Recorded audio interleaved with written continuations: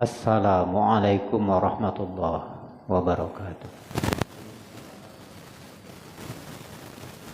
Innal hamdalillah nahmaduhu wa nasta'inuhu wa nastaghfiruh wa na'udzu billahi min shururi anfusina wa min sayyiati a'malina. May yahdihillahu fala mudilla lahu wa may yudlil fala hadiya lahu. Asyhadu an la ilaha illallah wahdahu la syarika lah wa asyhadu anna Muhammadan abduhu wa rasuluh la nabiyya ba'dah. Amma ba'du. Bapak Ibu hadirin jamaah salat subuh yang dimuliakan Allah, puji beserta syukur senantiasa kita aturkan kehadirat Allah Subhanahu wa taala yang melimpahkan rahmat, nikmat serta karunia-Nya kepada kita semua,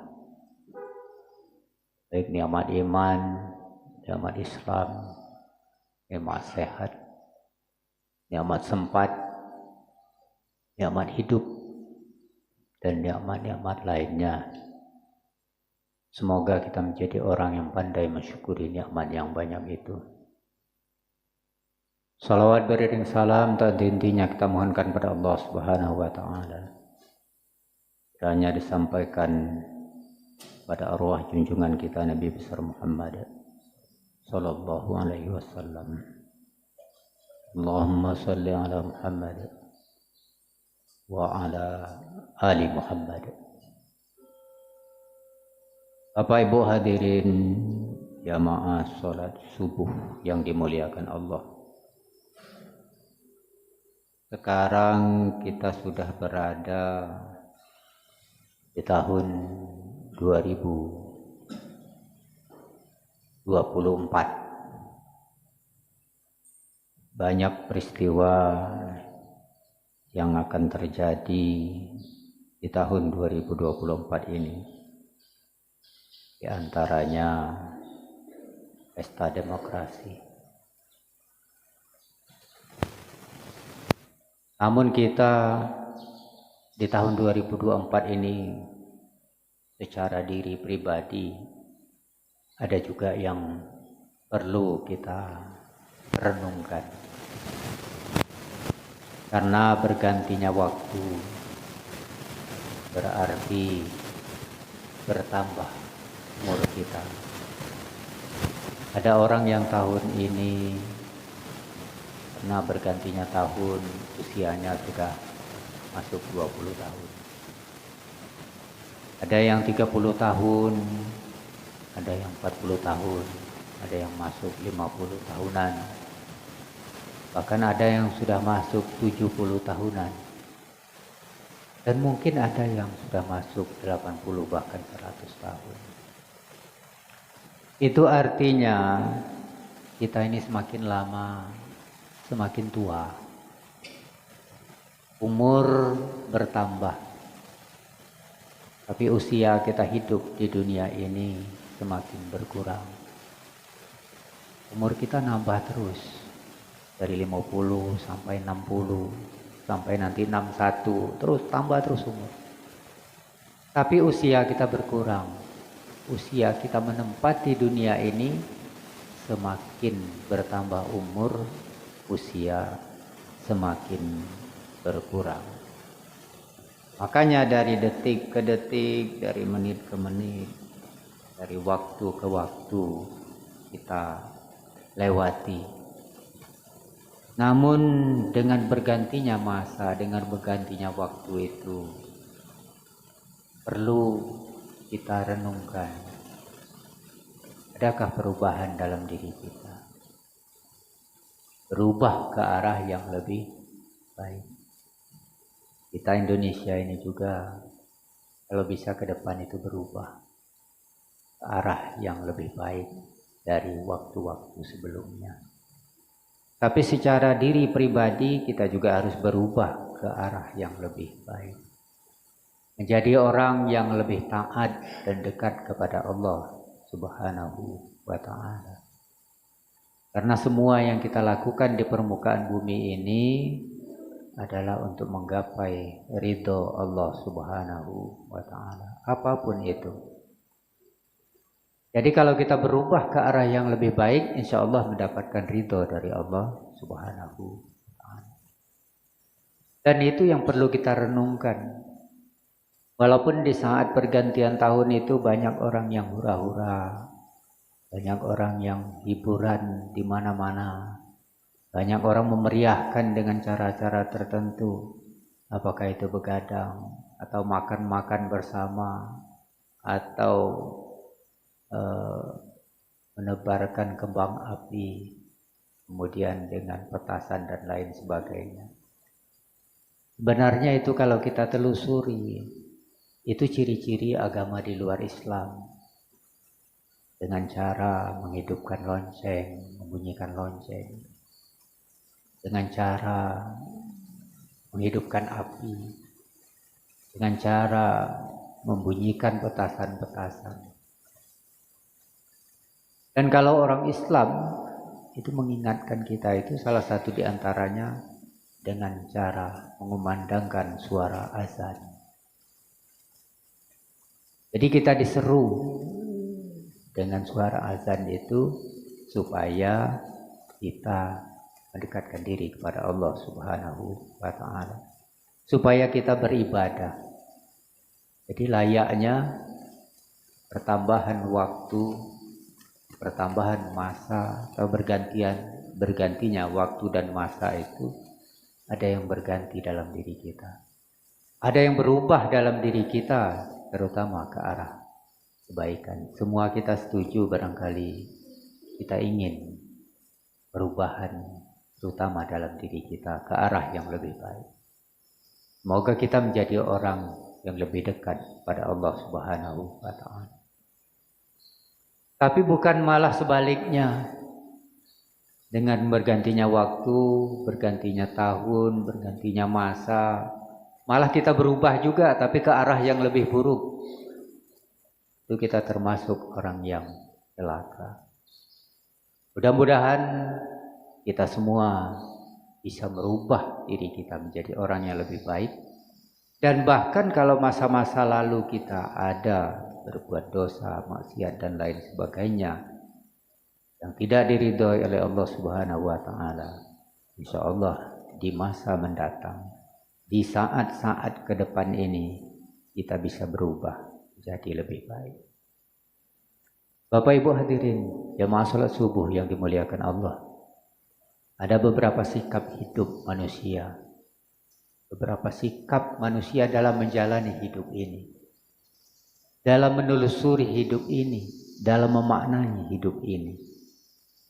Karena dunia akhirat itu jauh berbeda, baik dari sisi waktu jauh berbeda. Kita sudah 60 tahun di dunia ini hidup misalnya, itu di akhirat paling-paling 1 jam lebih kurang. Dari sisi waktu jauh sekali berbeda. Dari sisi kenikmatan juga sangat jauh berbeda di akhirat kelak. Kita mungkin semuanya sudah ada di dunia ini, menurut kita nikmat. Tapi dibanding dengan kenikmatan yang ada di akhirat kelak, jauh berbeda, bahkan ribuan kali lipat berbeda. Oleh karena itu, ada beberapa sikap manusia dalam mencermati atau dalam memaknai hidup ini, sehingga dia memperoleh atau melaksanakan kehidupan ini dengan 2 hal. 1 baik, 1 buruk. 1 mulia, dan mungkin 1 lagi hina. Adapun yang pertama, ada manusia yang hidup mulia di dunia tapi hina di akhirat. Di dunia dia mulia, bergelimang harta, kemudian duit banyak, emas banyak, kendaraan banyak, jabatan tinggi. Semua itu menjadi kebanggaan bagi mereka. Semua itu menjadi kebanggaan bagi mereka, kebahagiaan. Dan dia merasa hidupnya di dunia itu mulia. Makanya ada orang yang mulia di dunia, serba memiliki segala-galanya. Duit banyak, harta banyak, ada lagi yang bini banyak. Nah, itu lebih parah lagi itu. Semuanya banyak. Dan seluruh waktunya dihabiskan untuk memikirkan urusan dunia. Karena dia ingin senang hidup di dunia. Karena dia ingin mulia hidup di dunia. Yang penting tujuan tercapai, halal haram hantam, semuanya bisa dimilikinya di dunia. Itulah orang yang mulia di dunia. Tapi hina di akhirat. Berkaitan dengan agama, no. Sholat tidak. Sedekah tidak. Bayar zakat tidak. Apalagi naik haji. Berkaitan dengan ibadah, pengabdian dan pendekatan diri kepada Allah Subhanahu wa taala, dia nol. Makanya orang seperti ini dia mulia di dunia tapi hina di akhirat. Mulia di dunia, semuanya ada, semuanya dia miliki, dan dia merasakan senang di dunia ini seolah-olah seperti surga dunia. Tapi dia hina di akhirat karena tidak laksanakan pengabdian dan ibadah serta pendekatan diri kepada Allah Subhanahu wa taala. Itu yang pertama. Kemudian yang kedua, mulia di akhirat tapi hina di dunia. Ini orang yang taat beribadah, mengabdi, mendekatkan diri kepada Allah Subhanahu wa taala dengan segala macam yang dia lakukan asal dia bisa dekat dengan Allah. Untuk urusan dunia, kagetlah.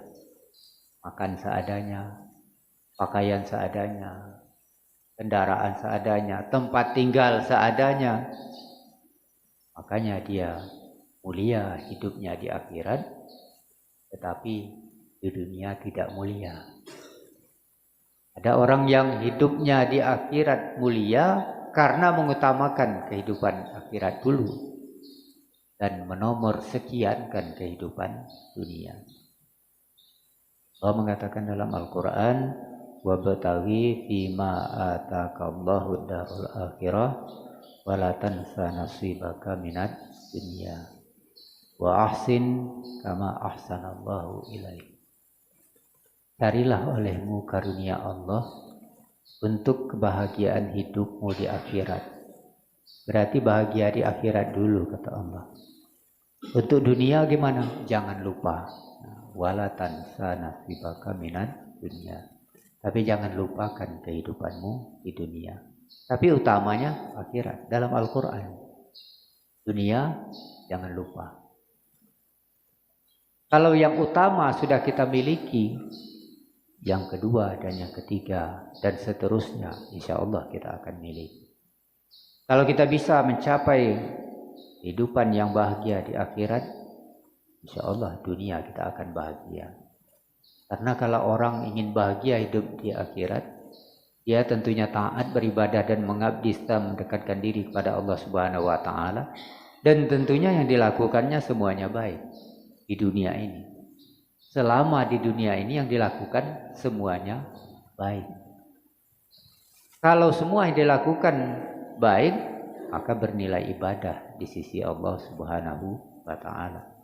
Dan insya Allah dia akan mendapatkan bahagia di akhirat.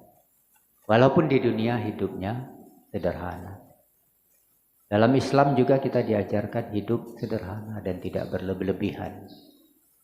Dari sisi apa saja dalam Islam kita dianjurkan oleh Rasulullah SAW hidup sederhana. Rasulullah hidupnya sederhana, makan seadanya, tempat tinggal seadanya, hidupnya sederhana. Itulah orang yang bahagia di akhirat, tetapi dia di dunia tidak semulia orang yang punya segala-galanya di dunia ini. Mulia di akhirat itu mungkin dia susah di dunia karena tinggal di gubuk derita, Ada orang yang bajunya kering di badan karena bajunya sedikit. Tapi semua itu dia lakukan karena dia mengutamakan kehidupan di akhirat. Berkaitan dengan kehidupan di akhirat, dia berusaha mencari ilmu. Dia berusaha meningkatkan iman dan amal. Dia berusaha menjadi orang yang lebih baik. Apapun akan dia lakukan untuk menggapai kehidupan di akhirat. Bapak Ibu hadirin jamaah salat subuh yang dimuliakan Allah. Yang pertama, mulia di dunia, hina di akhirat. Yang kedua, hina di dunia, mulia di akhirat. Dan yang ketiga, hina di dunia dan hina di akhirat. Ini dua-duanya kaum. Hina kedua-duanya. Di dunia lasaro, di akhirat lebih saro. Orang inilah yang celaka. Karena salah satu di antara kemuliaan itu tidak dia dapatkan. Yang dia dapatkan cuman kehinaan. Baik dunia maupun akhirat. Di dunia harta tak punya. Di dunia miskin. Pangkat tak katik. Pakaian sederhana. Tapi sholat tidak. Puasa tidak, apalagi nak bayar zakat, baca Quran tidak pernah. Inilah orang yang hina keduanya, hina di dunia dan hina di akhirat. Orang ini termasuk orang yang merugi. Kenapa dikatakan rugi? Di dunia dia sengsara, miskin, bahkan termasuk miskin ilmu. Bukan miskin harta saja, termasuk miskin ilmu. Tapi lah miskin ilmu, lah miskin harta, tapi suka berbuat maksiat. Munafik, musyrik, kufur terhadap nikmat Allah Subhanahu wa ta'ala. Makanya kalau orang-orang yang kufur terhadap nikmat Allah Subhanahu wa ta'ala, maka Allah akan berikan azab. Itulah salah satu azabnya. Di dunia dia hina, di akhirat dia juga hina. Bapak Ibu hadirin jamaah salat subuh yang dimuliakan Allah. Yang terakhir adalah orang yang beruntung. Mulia di dunia, kemudian mulia di akhirat. Orang yang mendapatkan kedua-duanya. Dunia dia dapat, akhirat dia dapat. Inilah orang yang beruntung. Orang yang beruntung itu meraih dunia dengan cara yang baik. Apapun yang dia laksanakan di dunia ini dengan cara yang baik. Ujian dengan cara yang baik. Dengan cara yang benar, dengan cara yang halal, dengan cara yang jujur. Walaupun sekarang banyak uang yang tidak jujur, banyak uang yang senang dengan yang tidak baik, bahkan itu dicari-cari. Depan ini kalau banyak orang yang tidak jujur, hancur tatanan hidup kita di dunia ini. Terutama di Indonesia. Insya Allah ke depan ini Indonesia semakin banyak uang-uang yang jujur. Kalau banyak uang yang jujur, insya Allah pemilihan apapun akan menghasilkan yang baik. Tapi kalau sudah banyak yang tidak jujur, sudah banyak yang curang, hasilnya dijamin tidak baik. Makanya kita berharap, kita memohon kepada Allah Subhanahu wa ta'ala, semoga ke depan ini banyak orang-orang yang jujur, banyak orang-orang yang baik, banyak orang-orang yang suka dengan yang benar, banyak orang yang suka dengan yang halal tapi tidak menghalalkan segala cara. Kemudian orang yang beruntung juga, selain dari dia berbuat baik di dunia ini, berbuat benar, kemudian melakukan atau makan, mengerjakan yang halal, kemudian jujur, dia juga sabar, ikhlas dan tawakal. Jadi kalau orang yang mulia atau yang beruntung kedua-duanya, dia akan sabar menghadapi kehidupan ini. Dia akan ikhlas menghadapi segala sesuatu yang terjadi pada dirinya, dan semuanya dia tawakal, serahkan kepada Allah Subhanahu wa Ta'ala. Karena semua yang kita lakukan ini kuncinya ikhlas. Kalau ikhlas akan berakhir dengan baik. Ibadah dengan ikhlas akan berakhir dengan ridho Allah. Menolong orang dengan ikhlas akan berakhir dengan ridho Allah. Semua yang kita lakukan dengan ikhlas akan berakhir dengan ridho Allah Subhanahu wa Ta'ala. Dan kalau semua yang kita lakukan sudah mendapat ridho dari Allah Subhanahu wa Ta'ala, itulah orang yang paling beruntung di dunia ini. Dalam surat Bayyinah Allah sebutkan radhiyallahu anhum wa radu an. Allah ridho kepada mereka dan mereka juga ridho. Kalau sudah seperti itu, aman. Bukan aman dunia saja, tapi bahkan aman sampai di akhirat kelak. Bapak Ibu hadirin jamaah salat subuh yang dimuliakan Allah. Target utama kita dalam hidup ini sebenarnya adalah akhirat. Tapi untuk sampai ke target utama akhirat itu, kita harus melalui yang namanya dunia. Makanya dunia merupakan jembatan bagi kita untuk sampai ke akhirat. Kalau di dunia ini baik, insya Allah di akhirat kita akan selamat.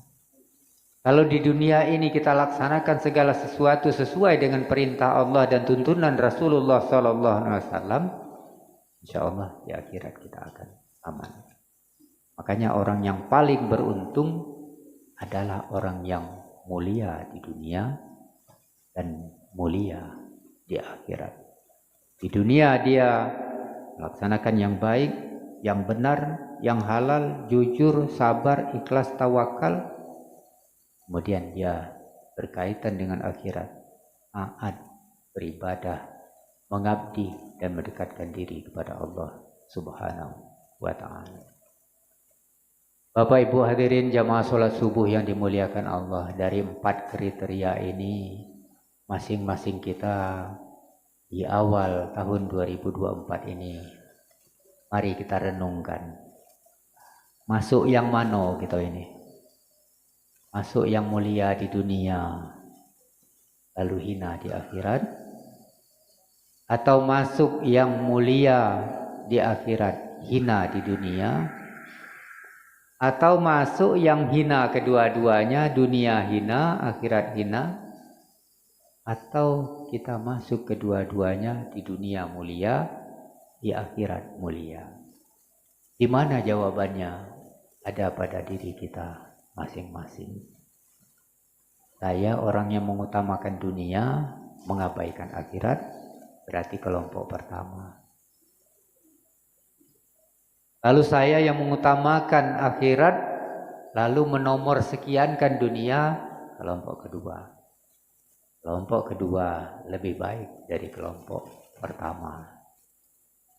Tapi kelompok ketiga yang hina dunia, hina akhirat, di dunia ada karuan, di akhirat celaka, mendapat siksa, inilah orang yang paling merugi. Dan kelompok keempat, mulia di dunia, mulia di akhirat. Insya Allah kita termasuk kelompok yang dimuliakan oleh Allah di dunia, tapi bukan dimuliakan oleh sesama manusia. Dimuliakan Allah di dunia dan dimuliakan Allah di akhirat kelak. nyongsong tahun baru 2024 ini. Semoga kita bisa menjadi orang yang mulia, baik dunia maupun akhirat. Dengan mulia dunia, mulia akhirat, maka akan menjadikan tatanan kehidupan kita menjadi lebih baik. Terutama berkaitan dengan bangsa dan negara kita. Kalau pemimpin-pemimpinnya, pelaku-pelakunya menginginkan mulia di dunia, mulia di akhirat, insya Allah ke depan negara kita akan aman. Semoga semuanya diridhoi oleh Allah Subhanahu wa Ta'ala. Lebih kurang mohon maaf, billahi taufiq wal hidayah. Wassalamualaikum warahmatullahi wabarakatuh.